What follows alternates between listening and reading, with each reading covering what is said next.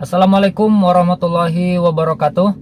Halo teman-teman, selamat datang kembali di channel Tauhid 83, channelnya para pencinta tanaman sejati. Oke teman-teman, pada kesempatan kali ini saya akan membahas tentang tanaman, tetapi dari sisi yang berbeda, yaitu membahas tanaman berupa pohon besar yang sering dianggap oleh sebagian masyarakat sebagai pohon angker atau pohon yang dikait-kaitkan dengan makhluk gaib. Baiklah teman-teman, sebelum membahas lebih jauh tentang pohon atau tanaman yang sering dianggap angker oleh sebagian masyarakat, saya ingin mempertegas terlebih dahulu bahwa kita sesungguhnya berdampingan dengan yang namanya makhluk gaib.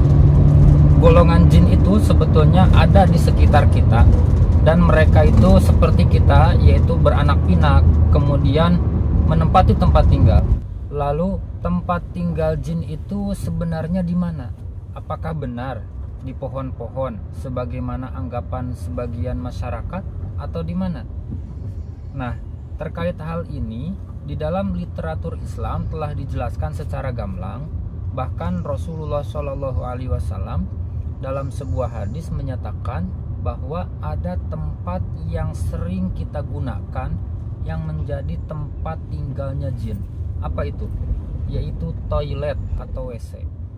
Jadi ketika kita memasuki toilet, kita dianjurkan untuk membaca doa. Kenapa? Karena kita memasuki tempat tinggal jin.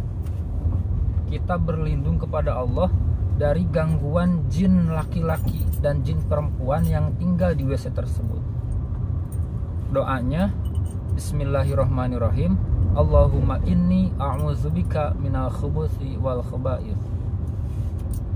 Dan teman-teman asal tahu bahwa ketika kita membaca doa sebelum masuk WC, maka jin yang ada di WC tersebut tidak bisa melihat aurat kita. Nah itu teman-teman. Kemudian jin juga sangat menyukai tempat-tempat yang kumuh, kotor, lembab, seperti misalnya tempat sampah, kemudian tempat-tempat pembuangan kotoran lainnya, bahkan disebutkan juga kandang unta, seperti itu teman-teman. Kemudian jin juga menyukai tempat-tempat yang kosong, seperti misalnya rumah-rumah kosong, terus kamar-kamar yang tidak ditempati, kamar-kamar kosong, kemudian areal yang luas yang juga kosong, misalnya seperti gurun, lautan luas.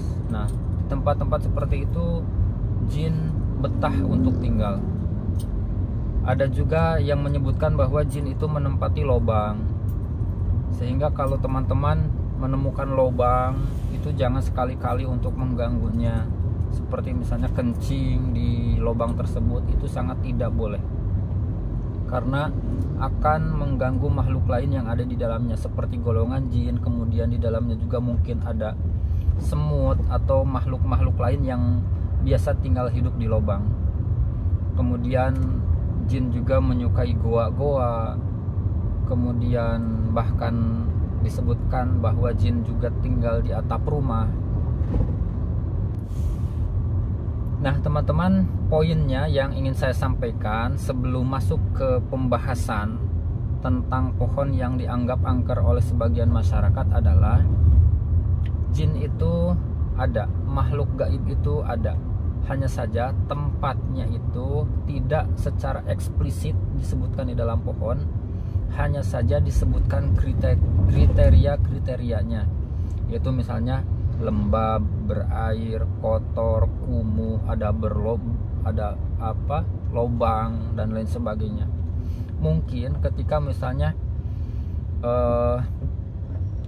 ada pohon misalnya kumuh, kemudian pohonnya itu ada lobangnya, atau misalnya lembab, ada airnya dan lain sebagainya, mungkin karena faktor itunya, jadi bukan karena faktor pohonnya.